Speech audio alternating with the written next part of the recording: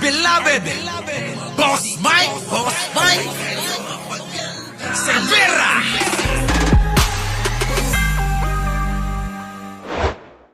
Ng impyerno. Yan. Yan po yung tinutukoy ko, yung mga yan. Pa rin yung presidente ng impyerno. Yan yung mga pumasok po sa politika na ang inuuna ay sarili, pamilya at mga kaibigan. Hindi po ang bayan at hindi po ang mga mamamayan. Bagkus kanilang ninanakawan. Yung mga mamamayan na aasa dapat at kailangan ng kanilang tulong para maiangat ang buhay nila, mga kababayan, ay hindi po. Bagkus, mga kababayan, na tulungan, ninakawan pa ng mga yan. Di po ba, mga kababayan? Panoorin nyo tong pamilya na ito, tong grupo na to. Pa rin yung presidente ng impyerno. Mag-parade tayo, punta tayo doon sa trono ni Satanas. Pindutin ko yung vibrator ng sanlibutan. Senator Bongo at yung ating mga kasamahan lahat andito dahil gusto namin ipakita kay Pastor Kibuloy. Kung mapunta tayo sa impyerno, marami tayo. Matagal ko na pong kilala si Pastor Kibuloy. Kung ano yung paniniwala ko at pagkakilala ko sa kanya, Nang isang taong ang tingin ko bayani susuportahan ko po siya. sa pakikipaglaban niya sa komunista na naging kasama ko.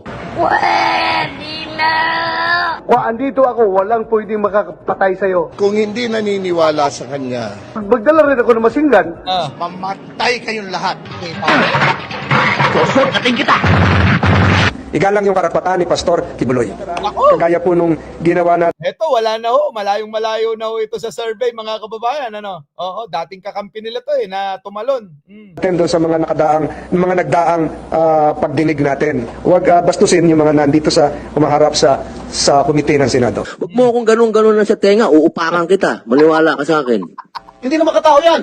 Baka hayop na yan. Nako. Mas masahol pa sa hayop yung ginagawa mo. I can pin you down, my God. Huwag kang pailing-iling dyan. Yung itsura ni Bato, kala mo kakain ng tao, Ako mismo, humanga sa kanya. He's the son of God. Alam nyo, wala po ba kayo napapansin, mga kababayan? Ako napansin ko lang ito. Para bang kulang, ginagawa na nila hong Diyos itong si Kibuloy at saka si Digong, mga kababayan. Diyos na ho nila Bato, nila Robin Padilla, nila Bongo, itong si Kibuloy at saka si Sara. Hindi nyo po ba napapansin?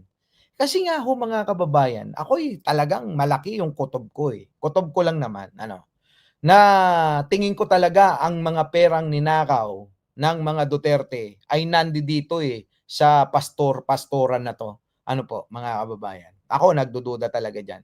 Kasi mga kababayan, nakulong na't lahat-lahat. Nakasuhan na't lahat-lahat, mga kababayan. Pero nandiyan pa rin silang nakasuporta rito. Saan? Sa huwad na pastor na to, mga kababayan. Ano po? Tuloy.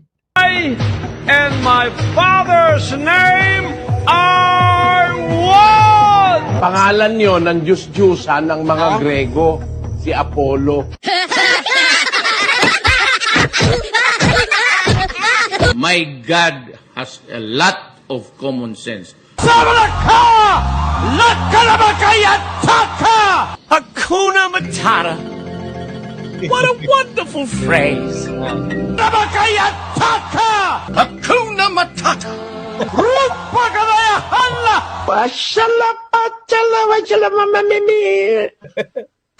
Mga siraulong pastor! Mga siraulong pastor, Ang tinatawag na ibang wika sa Biblia o strange tongue, tang na hindi iyo ginagamit ng ibang rasa o ginagamit ng ibang lahi. Hakuna Matata. Parang sardinas lang, mga kababayan. So yan ho yung mga mga hindi ho inuuna yung kapakanan ng bayan at ng mamamayan. So mga kababayan, kayo ho, isipin yung maigi. Ano po ba ang dapat? Yung sinasabi ko na kailangan pag pumasok ka sa politika, kalimutan ng pamilya, kalimutan ng kamag-anak, mga kababayan, kalimutan ng mga kaibigan. Bakit? Dahil ang dapat na mauna ay yung interes ng bayan at mamamayan. Yun po dapat na yun ang nakikita po natin na ginagawa ni Pangulong Bongbong Marcos. Ano po? Hindi po niya inuuna, mga kababayan, yung pamilya. Bakit? Kita nyo naman kanino? Kay Manang Aimee lang ho, mga kababayan eh. Oh, di ba? Hinayaan niya. Bakit? Kung yun naman, mga kababayan, ay hindi na ho interes ng alin, ng mamayan at bayan ang ginagawa ni Manang, wala no, iwanan na. Di po ba, mga kababayan? Tama lang. Oo, tama lang. Eto na, mga kababayan. Next. Pasok. Eto, mga kababayan. Yung mga kababayan, eto, duda rin ako dito. Saan? Sa mga survey na lumalabas patungkol dito sa pagbagsak daw ng rating ni Pangulo. Eto, panoorin natin. Pasok! Pulse Asia survey na nagpapakita na malaki po yung ibinaba ng approval at trust ratings ni President Marcos. How concerning is this for the President? Siyempre, kailangan may sagot ang Malacanang dyan. Panoorin, pakinggan. Pasok! Nalaman po natin na ang respondents dito ay 2,400. So sa 2,400, hindi naman po ito nagre-reflect ng sentimiento ng kabuuang more than 100 million people or Filipinos in the country. But totoo ka dyan, Attorney Claire. 2,400 lang po yung kanilang sinurvey, tinanong. Ano po, mga kababayan? Ang tao po ay 100 milyon po sa Pilipinas. Sa 24, mga kababayan, 24, 2,400 na mga respondent, mga kababayan, parang napakalayo pa po niyan. Ano po? Kasi ganito yan, mga kababayan. Ito po bang mga tinanong, ito po ba yung mga nalinlang nila pagdating sa mga ginagawa nilang fake news? Ano po?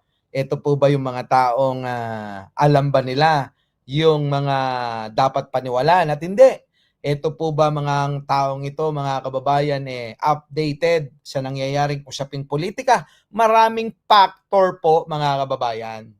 Di po ba? Na dapat isaalang-alang. Dapat, mga kababayan, itong mga survey na to, lalong-lalo na, alam naman natin, sabi ko nga, maraming mga survey company ang pera-pera na lang. Ano po? Tuloy. dahil nga nakita at nabanggit natin itong mga fake news, sumasalamin din po ito sa impluensya ng mga fake news. Yan yung impluensya ng fake news. Tuloy. Na nagkakalat. Katulad ng sinabi, meron ng findings na nabanggit ang Reuters. At ito ay galing sa isang Israel-based data intelligence firm or disinformation security firm. Alam nyo, eto maganda kay Ito yung maganda kay Attorney Claire, no? Laging may resibo, 'di ba, Lord Glenn, Ron Prince, Elizabeth Logan, Ram J. Negros Island, Ito, maganda kay Attorney Claire. Laging may resibo, tuloy. And I quote, the level of coordinated disinformation seen in the Philippines was far above the typical 7% to 10% range of online conversations globally about highly sensitive or polarizing issues. End quote. So, kung ang mga tao man na ito ay nagbigay ng kanilang mga opinyon, maharahil ay bunga ito ng mga fake news. At kung ito man ay totoong nagkaroon ng pagsagot, hindi na naman ito pabayaan ng gobyerno.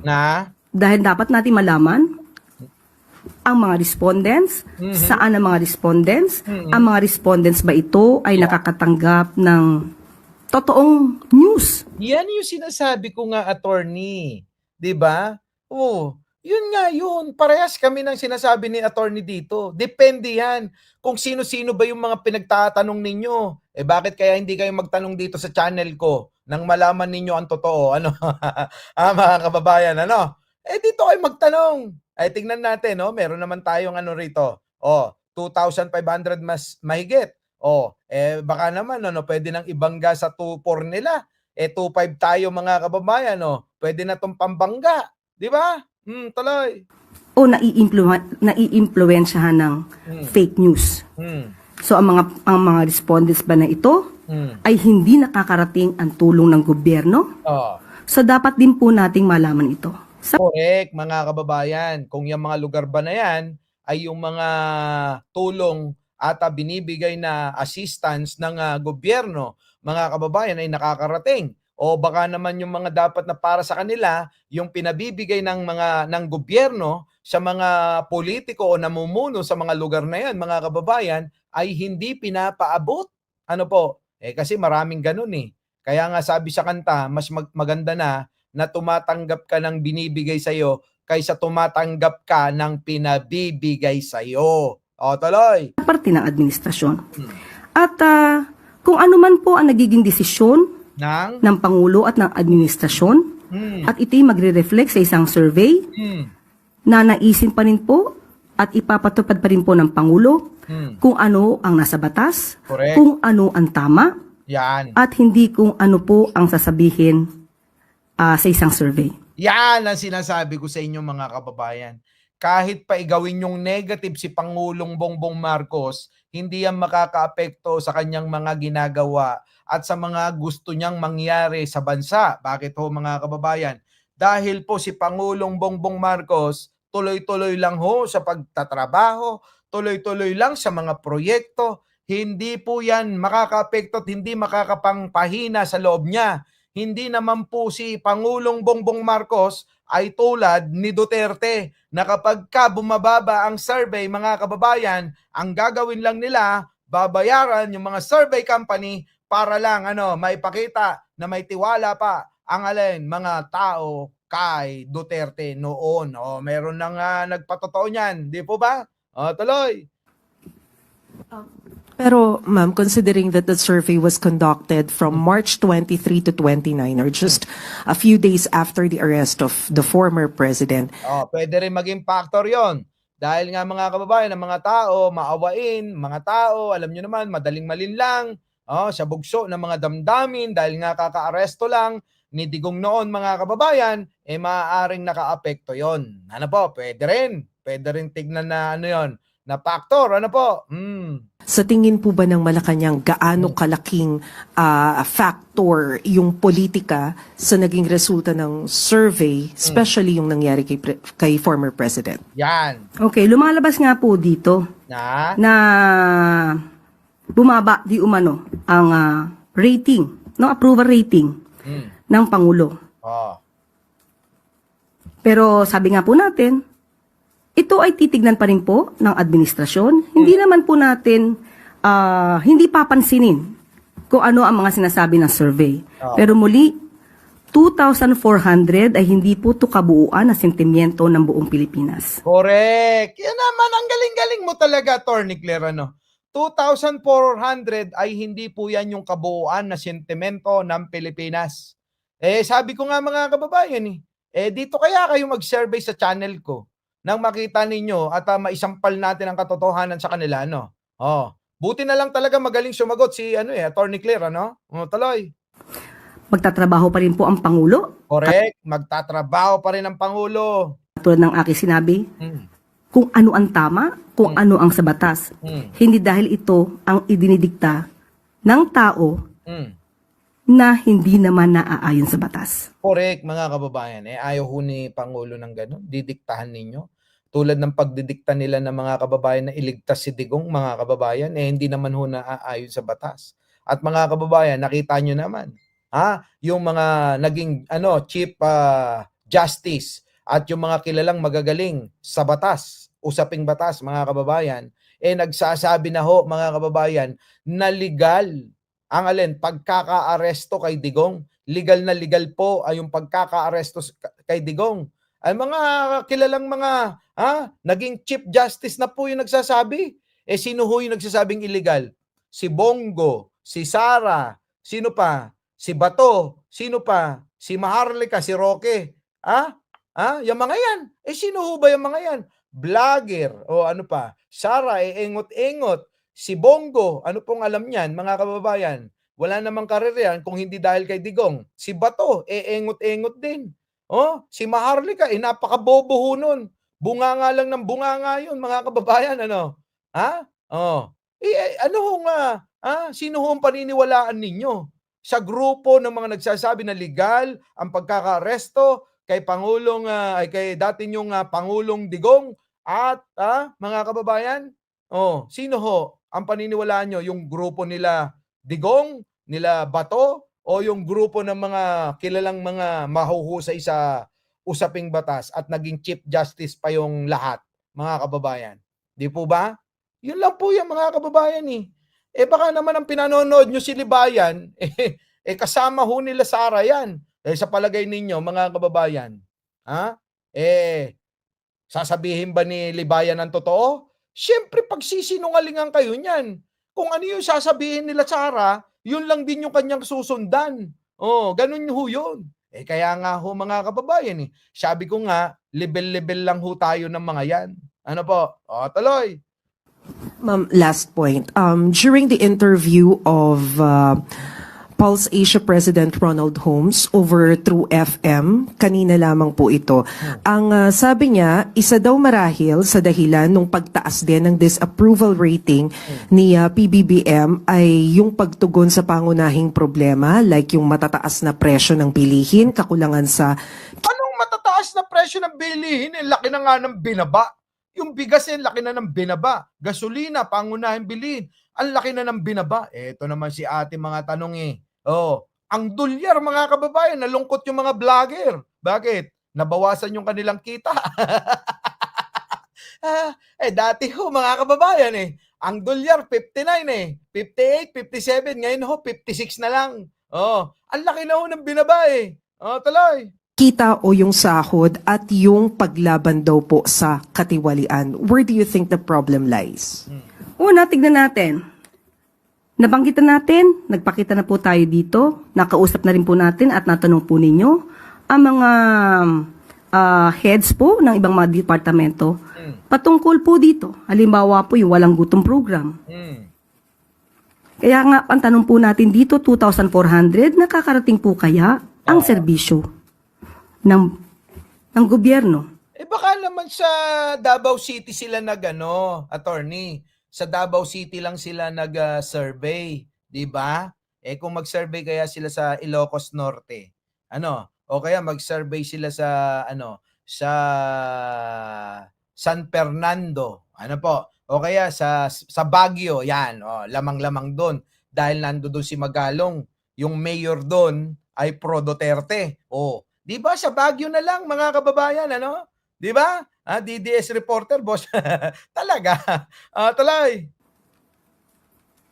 Pangalawa po, sinasabi po natin, di ba, na walang trabaho. Yung tungkol sa sweldo. Binanggit na rin po natin ang direktiba ng Pangulo patungkol po sa pagtaas ng sweldo sa pamamagitan po ng Regional Tripartite. So, hindi po yan tinulugan ng Pangulo. Yan po ang direktiba para po tumaas ang sweldo ng ating mga kababayan. Correct. So kung saan man ang gagaling. Tumaas na nga sweldo, mga kababayan Tumaas na, oo, di ba? Pangasinan din, sabi rito ni Rosemary.